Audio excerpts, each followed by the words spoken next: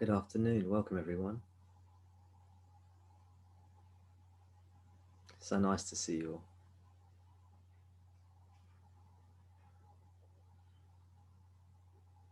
I hope it's nice for you to be here.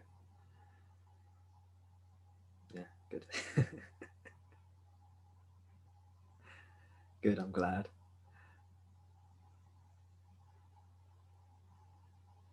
No one forced you to be here, right?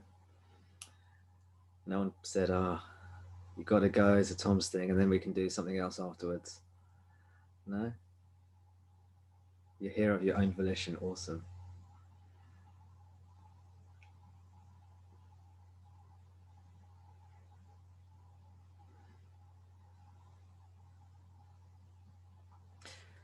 Well, we're all here of our own volition, right?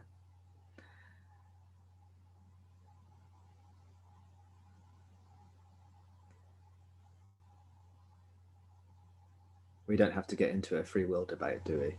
I hope not. We can do that. We can do that if we want.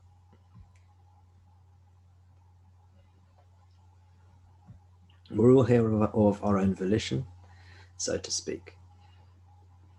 But really, none of us really know why we're here or how this came to be. And probably, unless you're stranger than me, even stranger than me, probably when you were younger, when you were a child, you didn't think, when I grow up, I'll spend my Sundays, or at least an hour of my Sundays, attending Satsang.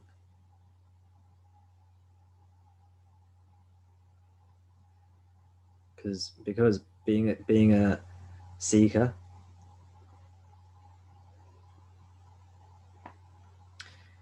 being a seeker of liberation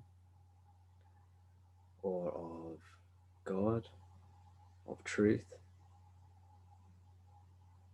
of happiness,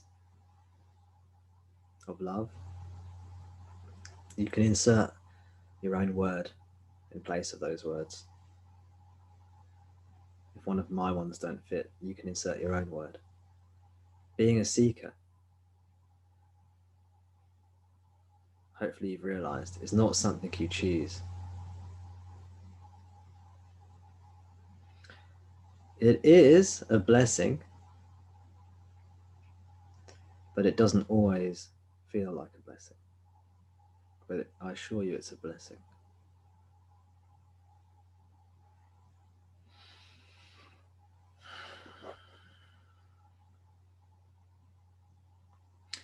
Right at the beginning of that text I mentioned last week, Viveka Chudamani, one of Shankara's masterpieces, right at the beginning of the text, Shankara says a whole load of conditions you need to attain liberation.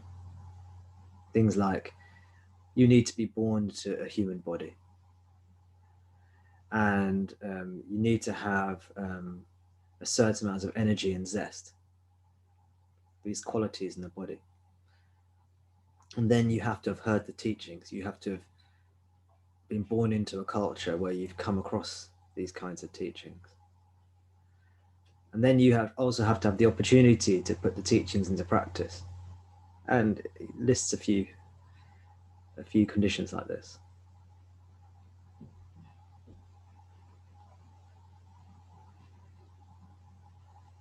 And when he says something along the lines of, again, I'm not very good with verbatim quotes, but he says something along the lines of, you're an even bigger fool than an ass if you. Yeah, I know, it's a great line, right?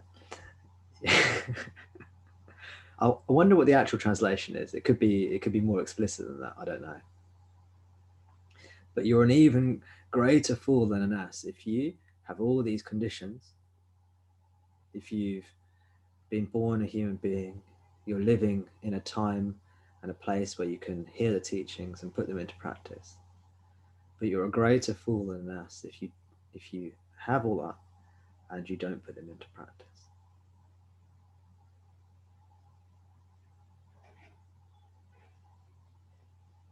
Can I see a few asses amongst us? I'm not sure.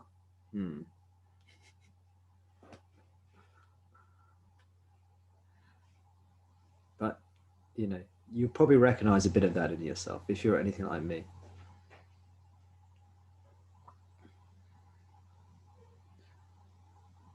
Because sometimes we will really feel that. We'll feel that urge to seek sometimes, and sometimes we won't. Sometimes it'll fall away. It's going to always be there in the background. Because once you've been got by the bug, it never lets go. Never lets go. Sorry to disappoint you if you ever want to try and get out of this. Not this particular meeting. You can leave the meeting. You can leave the meeting. But to get out of this conundrum of being a seeker, it's never going to go now. You're stuck.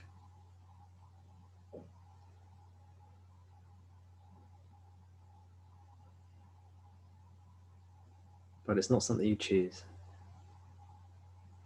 And I know you're all here of your own volition.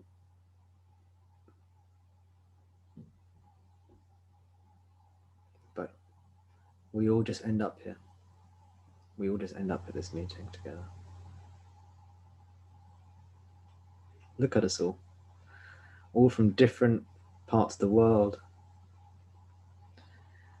Each of our faces tells a different story,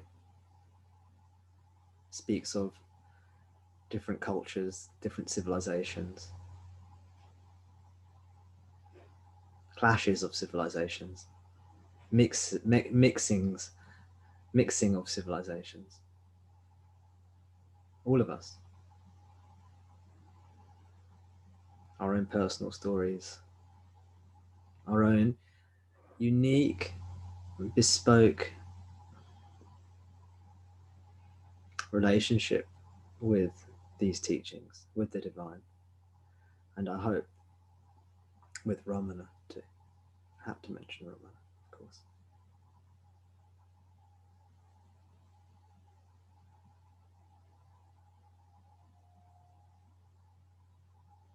When I'm on this call, I've got all your what view is it? Is gallery view? Do they call it on Zoom? Yeah, I've put it on gallery view so I can see as many of you as I possibly can. So I can see you all. I don't know how. Some of you might have the gallery view. Some of you might just have the speaker view, so you can just see me. But it's lovely just to see you all.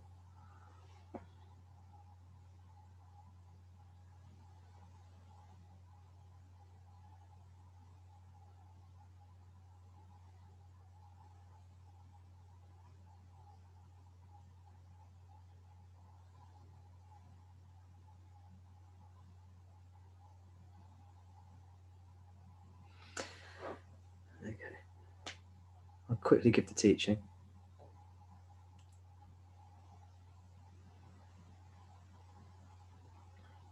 I'll wait for Erica to join.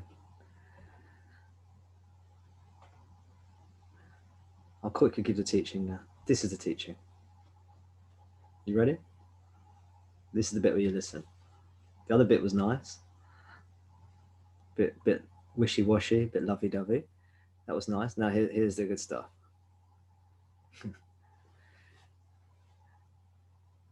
We give everything to God. Yeah. We give everything to God. And what's left is what we are. We give everything to God. Everything there is. Just let God have it all. Whatever remains, the leftovers, that's what we are. The self. We abide as that. Apparently in Tamil, in this South Indian language, that was Ramana's first language, there's this phrase, I can't remember, there's this word, and it means the leftovers. Literally, I think it means the leftovers on a meal. So if you're having a meal, what's left over? and you might eat that the next day, you might throw it in the bin. But Ramana used to sometimes refer to the self using this phrase, the leftovers. Sometimes it's translated as remnants, which is a kind of a nicer way of saying leftovers. What remains over, what remains after you've discarded all of my, everything that moves, everything that appears, you give that to God. And then what remains is what you are, you stay there.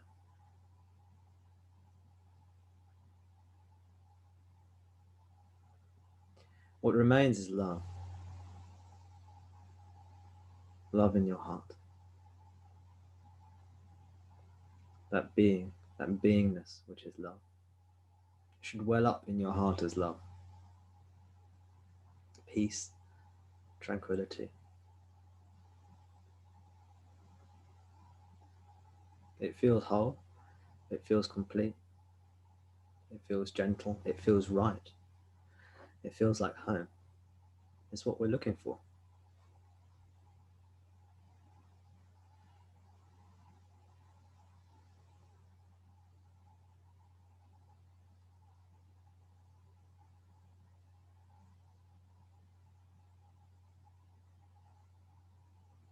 When we give everything to God, we can call that surrender. If we want to be a bit, I don't know, use a more technical word, you can call it renunciation. You can call it surrender to the divine surrender. And then whatever's left, that's what we are. We can call that self-knowledge or self-abidance.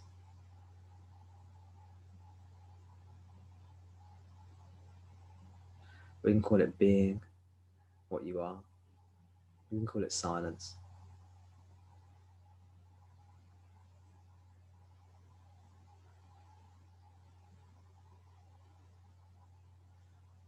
At some point, sooner or later,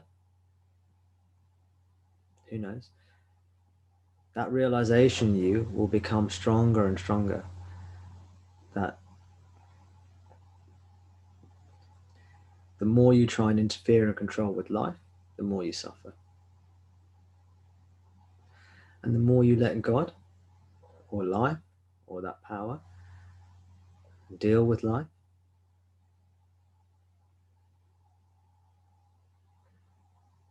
the more serene and happy you will be. And here's where the irony is. The irony is that when you are resting in serenity and happiness, everything works wonderfully.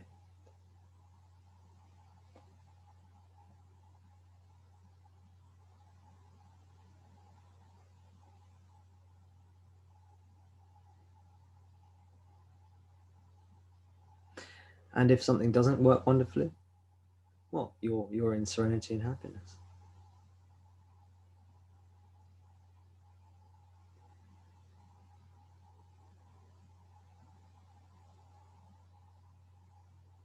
So if you remember that passage from Who Am I? From Ramana's text, Who Am I? When he says the wise man stays in the shade,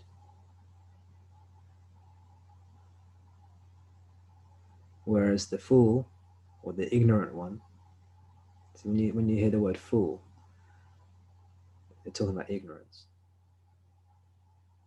thinking yourself to be the body mind. The wise man or the wise one stays in the shade, whereas the ignorant one continually goes out into the sun, into the world, and gets scorched and burnt, and then comes back into the shade once they've been burnt by the sun. And then once they've been cooled by the shade sufficiently, they go back out into the sun again for some more punishment. They go back and forth, back and forth.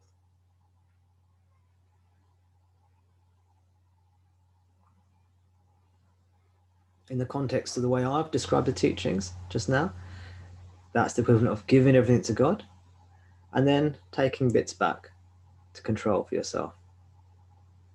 Then you give it to God again later on when times get tough. And then you take bits back again. Slowly, slowly, at some point you get the message. Life will teach you that message until you figure it out. Every time you go into the sun, life will bash you over the head with a wooden hammer, and then you'll go, oh gosh, yeah, I've just come back into the sun. You'll go back into the shade and you'll heal up. And then you'll forget about the hammer that's there waiting for you in the sun, and you go back out into the sun again. And then life will go, okay, this guy's not listening, let's get a bigger hammer. Hit you on the head again. And you go, oh, what was that? Oh yeah, I remember. And then you go back into the shade again, rest up. If you pause, if you think, if you reflect, if you deeply contemplate, it means you learn these lessons quicker. If you rush around like a headless chicken and just habitually do what you've always done, it will take you longer to integrate the teachings, to learn the lessons life's trying to teach you.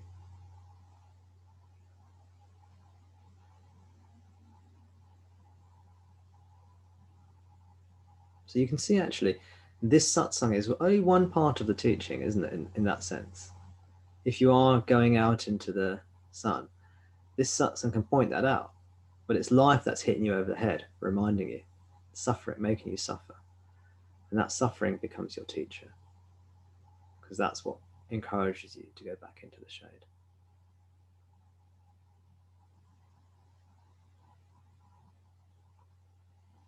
Actually, I just want to check, can you all hear me okay?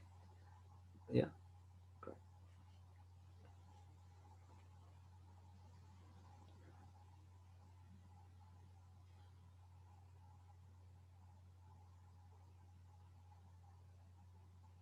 So what does it mean to go back in the shade again?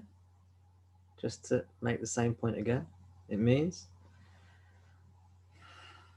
give everything to God. Give everything to Ramana, your guru, your God, whoever. For me, give everything to Ramana.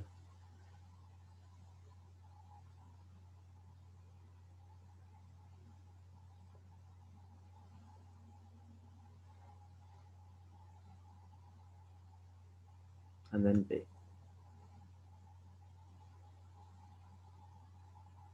Hopefully you'll see that giving everything to Ramana and being is the same thing. They're different ways. They're two different ways of saying the same thing.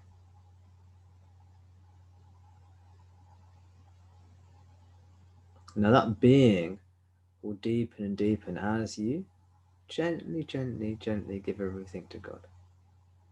You're turning away from objects. That's what you're doing. You're withdrawing your attention away from objects.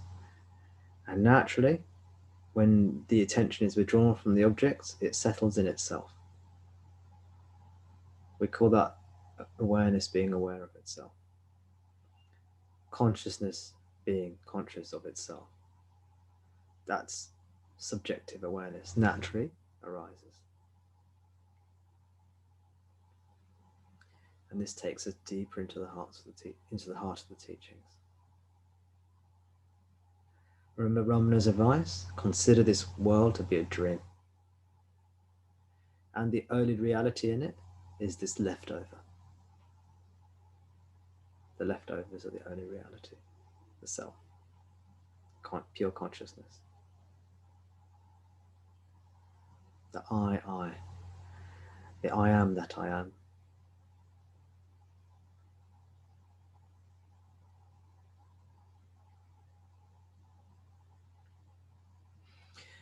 I put a post out yesterday, I think it was yesterday on my blog, about I. Remember, in most Indian languages, the word I also means I am. So in these translations of Ramana's works, you sometimes see the sort of phrase I hyphen I. It means I. It also means I am I. It also means I am that I am, which is that biblical statement that God said to Abraham, I am that I am.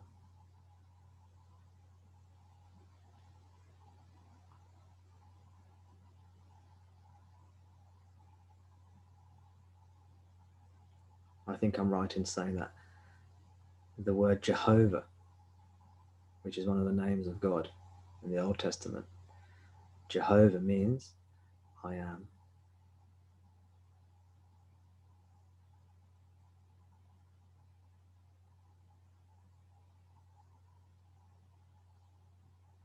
So give everything to God, abide as the I am.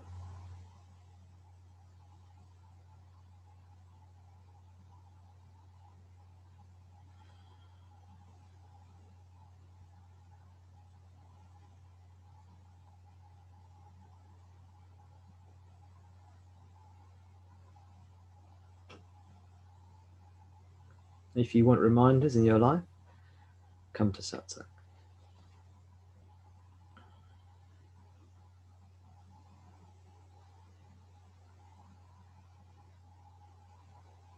Most of us will need reminders in our life.